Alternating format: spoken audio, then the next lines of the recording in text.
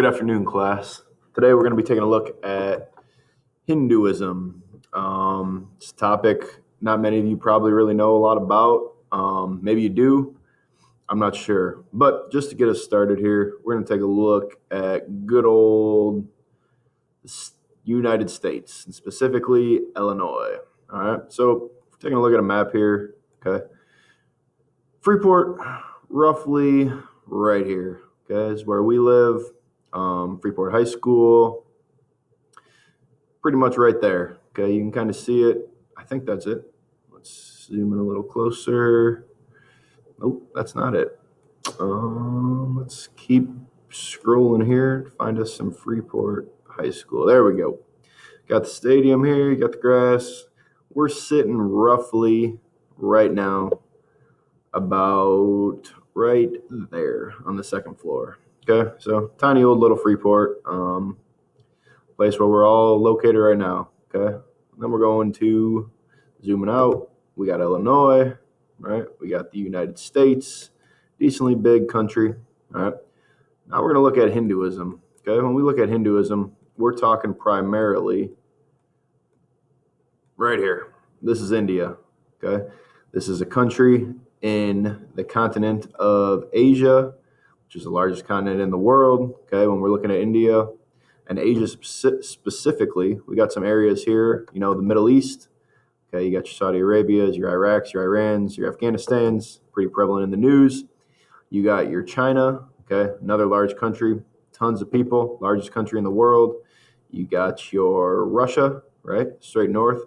So when we look at India, it's kind of in two different worlds, you could say. You got the Middle East Muslim world, you got the Chinese, Buddhism, Confucius, okay, lots of different things. But in India, we're talking about Hinduism, okay? This is where it primarily started, okay? It's going to kind of start in this area of India right here to the kind of the north, all right?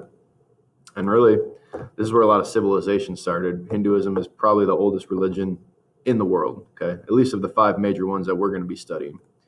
So when we take a look here at Hinduism being one of the five major religions of the world, all right, what are we talking about? Okay, so today we're going to be able to identify several key beliefs and practices of that religion being Hinduism.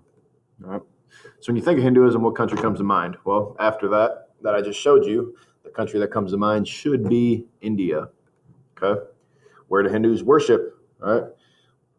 Christians, okay, which most of us probably are, okay, we worship in a place called the church, okay. Muslims are going to worship in a place called a mosque, all right. Different religions worship in different places. Hindus are going to worship in what they call temples, all right. So Chicago, city very close to us, has a temple, a Hindu temple, all right. Looks a little different than the churches we're probably used to seeing. Here's one in India, all right, very colorful, doesn't look really similar to anything we probably would consider a holy site for Christians. All right. Here's one in California. So as you can see, Hinduism is stretched, around the globe. So Hinduism today, there's almost 1 billion believers. All right. So when we're talking about a billion people, that is an astronomically large number. It's hard to kind of comprehend. All right. The United States has about 336 million people. All right. So we're talking really triple that number. That's the billion number of believers there are that believe in Hinduism. Christianity, I believe, is still leading the world with close to 2 billion believers. Islam is also close, okay, to that number. India, Nepal, Pakistan, Malaysia, Bangladesh, and Sri Lanka are going to kind of be the main areas of the world where Hinduism, okay, is located. There's approximately 1.2 million living in the United States, all right, so a pretty large number. We look at like a city like Chicago, that's roughly 3 million-ish people, okay?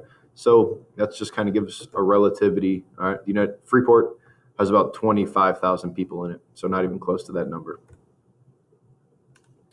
So taking a look at this map here, all right, it's going to show you the amount percentage-based of people that use Hinduism as their main, religion. So we got a little bit over here in South America, obviously this is the United States, India right here, Nepal. All right. This is going to be the main focus of Hinduism. So it has a very diverse set of teachings. Okay, it has a thing called dharma, okay, which is the ethics and duties a person should follow. So I would compare this to something similar to like the Ten Commandments in Christianity and Judaism, or the five pillars in Islam. This is kind of the how you become a good Hindu, all right, by following your dharma. Samsara, that's a continuing cycle of birth, life, death, and rebirth. Okay, simple word for this would be reincarnation. All right, we're going to get into that a little bit more moving forward, but reincarnation is kind of the process of dying and being reborn into another life. Okay, Christianity, which is what I kind of relate a lot of things to, because that's what we're most familiar with. Christianity is going to have you die, and then you go live in heaven or hell. All right, that is what Christians believe.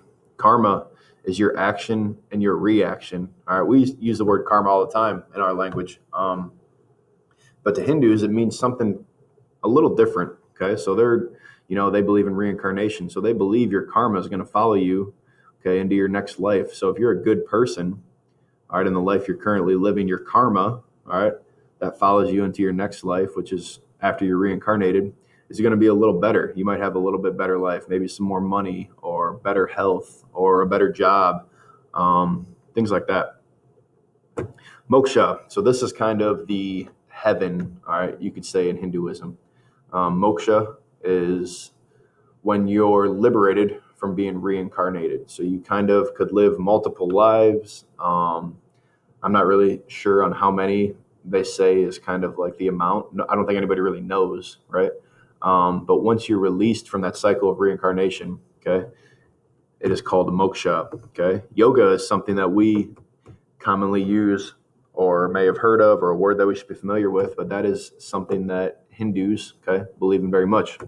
The Brahman, that is your supreme soul, and the Atman is the spirit or soul of the individual. So some view the Brahman as a personality, okay? So for our purpose, right, we kind of view God and Jesus, as Christians, as most of us are, as kind of a personality or a person. They view their Brahman, okay? And they view it as three people: Vishnu, Brahma, and Shiva. All right, those are the three gods. And Hindus often have a shrine or a shrine dedicated to the deity of their choice. Some deities are different, okay? You could kind of compare this with Christianity to like the saints, right? There's like a patron saint of safety when traveling, okay? I think it's a Saint Christopher, all right? That's kind of how they view their gods, right? They all have different powers and abilities and things like that. So depending on how, what their family wants, they're going to pray or have a deity to a specific god. So Vishnu is often viewed as the protector. Shiva is often viewed as the destroyer, and as you can see, kind of a powerful looking person. And Brahma is viewed as the creator. Ganesh, okay, I'm not sure what Ganesh is viewed as, but Ganesh is, something that wouldn't be a god that we would specifically see, in kind of the Christian or Islam or, monotheistic faith of one God, believing in one God. Ganesh has what looks to be about 3 arms, right? The face of an elephant, the body of a human. All right, that's completely different to something that we would see in any religious circle that we're following.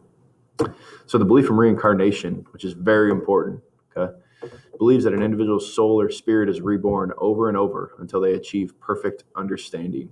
Okay, this can take a long time. The soul's karma, like I stated earlier, follows an individual. The caste one is born into is influenced by this process. So the caste system is something that was in place in India many years ago. There's still kind of remains of it, you could say, in India. But the caste is something that we're going to get into at a later date, but it's very important to Hindus and what they believe in. It's kind of just a quick review, and we'll be done for today looking at this part. All right. How many Hindus are there in the world? If you remember back, we have about 1 billion Hindus. How many are there in the United States? Remember, about 1.2 million Hindus. Explain karma and how it affects reincarnation. Remember, your karma is going to stay with you even after you die. Okay, so when you die and come reincarnated, okay, what the Hindus believe, if you were a good person, the reincarnation process is going to give you, a better life in your next life. If you're a bad person, your life might be even a little bit worse. All right. 3 main gods. We got Vishnu, Brahma, and Shiva.